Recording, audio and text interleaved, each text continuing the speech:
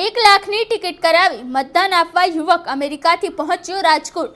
મૂળ રાજકોટના અને અમેરિકામાં રહીને અભ્યાસ કરતા 22 વર્ષીય અઝીઝ માંકડ પોતાના મતાધિકારનો ઉપયોગ કરવા માટે અમેરિકાથી રાજકોટ આવ્યો છે।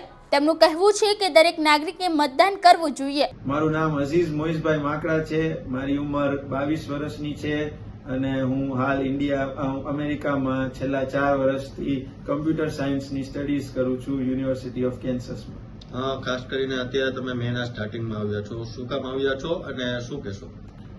હું મેના સ્ટાર્ટિંગમાં એ માટે આવ્યો છું કે આપણે આ મતદાનની સિઝન છે, મતદાનનો ઓપોર્ચ્યુનિટી મળી છે, તો હું મારો મત દેવા માટે સ્પેશિયલ ઇન્ડિયા આવ્યો છું। કેટલો ખર્ચ કરીને તમે ઇન્ડિયા આવ્યો? અમેરિકાથી મારી ટિકિટ અપ્રોક્સ 1 લાખ રૂપિયાની થાય છે અને એ મેં સ્પેશિયલી સ્પેન્ડ કર્યા છે કે અહીંયા આવીને હું મારો મત દઈ શકું।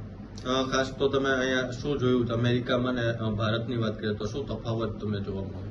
તો અમેરિકાના મતનું ઇમ્પોર્ટન્સ જોવા જાય તો આપણે એ લોકો ઘણો પ્રચાર કરે છે, એ લોકો ઇમ્પોર્ટન્સ સમજાવે છે કે મતનું કેટલું ઇમ્પોર્ટન્સ છે અને એનાથી દેશની દિશા બદલી શકે છે।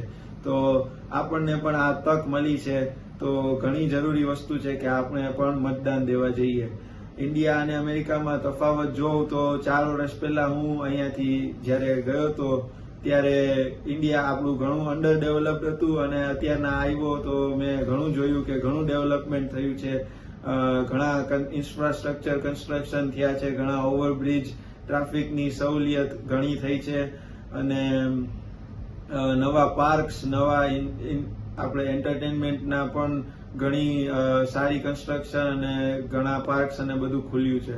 રાજકોટની વાત કરીએ તો રાજકોટમાં તમે શું નવું જોયું? તો અટલ સરોવરનું મેં જોયું છે, એની ઓપનિંગ થઈ હમણાં, ઘણું સારું પાર્ક બનાવ્યું છે અને ઘણા ફ્લાયઓવર્સ અને બીજું ઘણું ઇન્ફ્રાસ્ટ્રક્ચર અને એમ્સની હોસ્પિટલ પણ નવી બની છે।